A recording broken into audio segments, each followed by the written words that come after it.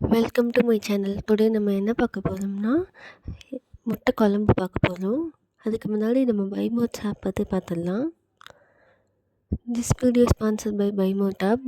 இந்த பைமோட் ஆப் பார்த்திங்கன்னா one of the online shopping தான். இந்த பைமோட் ஆப் பார்த்திங்கன்னா ஆண்ட்ராய்டு ஃபோனில் ப்ளே ஸ்டோரில் டவுன்லோட் பண்ணி இன்ஸ்டால் பண்ணி பாருங்கள். ஆப்பிள் ஃபோனில் ஆப் ஸ்டோரில் டவுன்லோட் பண்ணி இன்ஸ்டால் பண்ணி பாருங்கள். உங்களுக்கு ரொம்ப யூஸ்ஃபுல்லாக இருக்கும். வீட்டுக்கு தேவையான எல்லாமே இதில் இருக்கும்.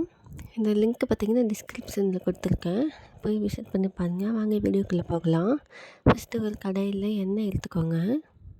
ஒரு 9 ஸ்பூன் எண்ணெய் ஊற்றிக்கோங்க. எண்ணெய் காஞ்சதுக்கப்புறம் பட்டை, கிராம்பு, ஸ்டார் பூ அதெல்லாம் ஆட் பண்ணிக்கோங்க. நல்லா பொரிஞ்சதுக்கப்புறம் சோம்பு 1 டீஸ்பூன் சேர்த்துக்கோங்க.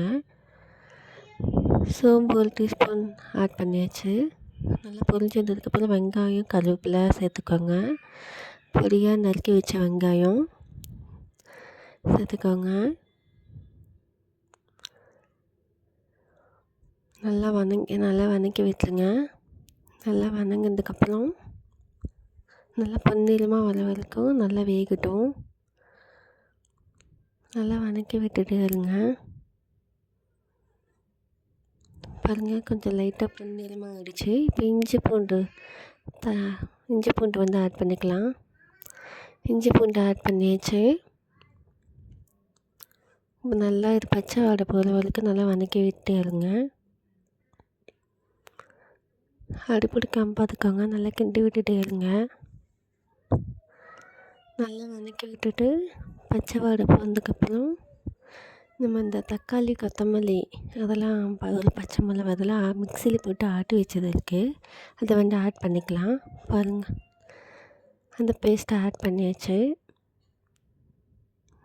நல்லா பச்சை வாடை போகிற வரைக்கும் நல்லா வதக்கி விட்டுருங்க.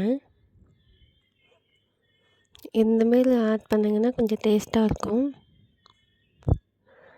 நல்லா ஆட் பண்ணி விட்டுருங்க. நல்லா வதக்கி விட்டுட்டு பச்சை வாடை போகிற வரைக்கும் நல்லா வதக்கிட்டே இருங்க. அடுத்தது நம்ம இதில் லைட்டாக எண்ணெய் பொரிஞ்சதுக்கப்புறம் தக்காளி கட் பண்ணியிருக்கோம் இல்லையா, பீஸ் பீஸாக, அதை நம்ம ஆட் பண்ணிக்கலாம். ஒரு 2லேருந்து 3 தக்காளி ஆட் பண்ணிக்கலாம். ஆட் பண்ணியாச்சு. தக்காளி ஆட் பண்ணதுக்கப்புறம் அதுக்கு கல் உப்பு, தேவையான அளவு கல் உப்பு ஆட் பண்ணிக்கோங்க. நல்லா வதக்கி விட்டுக்கோங்க. நல்லா வதக்கி விட்டுட்டே இருங்க. வதக்கி விட்டதுக்கப்புறம் நல்லா வதங்கினதுக்கப்புறம் மசாலா ஆட் பண்ணிக்கலாம். பாருங்கள், ஓரளவுக்கு வதங்கிடுச்சு. இப்போ நல்லாவே வதங்கிடுச்சு. மசாலா ஆட் பண்ணிக்கலாம்.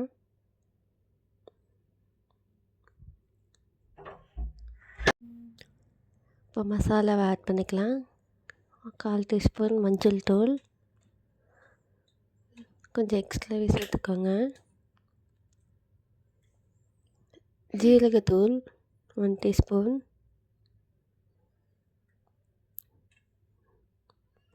நெக்ஸ்ட் பார்த்திங்கன்னா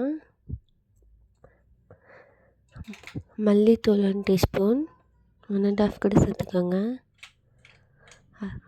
நெக்ஸ்ட் மிளகாய்த்தூள் 2 tablespoon. 2 tablespoon add பண்ணதுக்கப்புறம் கரம் மசாலா லைட்டாக ஆட் பண்ணிக்கோங்க. சிக்கன் மசாலா ஆட் பண்ணிக்கோங்க. தேவையான அளவு ஆட் பண்ணிக்கோங்க. சிக்கன் மசாலா லைட்டாக தண்ணி ஆட் பண்ணிக்கோங்க. நல்லா அடி பிடிச்சிக்கும். நல்லா வதக்கி விட்டுக்கோங்க. மசாலா வாடை போகிற வரைக்கும் நம்ம தண்ணி ஆட் பண்ணிக்கலாம். தேவையான அளவு தண்ணி ஆட் பண்ணிடுச்சு. இதில் கொதிச்சதுக்கப்புறம் நம்ம ஆட்டி வச்ச தேங்காய் ஊற்றிடலாம். தேங்காய் மிக்சியில் போட்டு ஆட்டினது ஊற்றியாச்சு. இது நல்லா கொதிக்கட்டும். நல்லா கொதி வந்ததுக்கப்புறம் நம்ம வேக வச்ச முட்டையை ஆட் பண்ணிக்கலாம். பாருங்கள், நல்லா கொதிக்குது. எண்ணெய் பிரிஞ்சதுக்கப்புறம் நம்ம வேக வச்ச முட்டையை ஆட் பண்ணிக்கலாம். பாருங்கள், முட்டையை ஆட் பண்ணிடுச்சு. ஆட் பண்ணதுக்கப்புறம் நம்ம கொத்தமல்லி தழை ஆட் பண்ணிக்கலாம். ஆட் பண்ணியாச்சு. நல்லா எண்ணெய் பிரிஞ்சதுக்கப்புறம் நம்ம ஸ்டவ்வை ஆஃப் பண்ணிடலாம். அவ்வளோதாங்க முட்டை குழம்பு. உங்களுக்கு இந்த வீடியோ பிடிச்சிருந்தா லைக் பண்ணுங்கள், ஷேர் பண்ணுங்கள். நம்ம நெக்ஸ்ட் வீடியோவில் பார்க்கலாம். தேங்க்யூ. லைக் பண்ணுங்கள், ஷேர் பண்ணுங்கள், சப்ஸ்கிரைப் பண்ணுங்கள். உங்களுக்கு இந்த வீடியோ பிடிச்சிருச்சுன்னா லைக் பண்ணுங்கள். நெக்ஸ்ட் வீடியோவில் பார்க்கலாம். பாய்.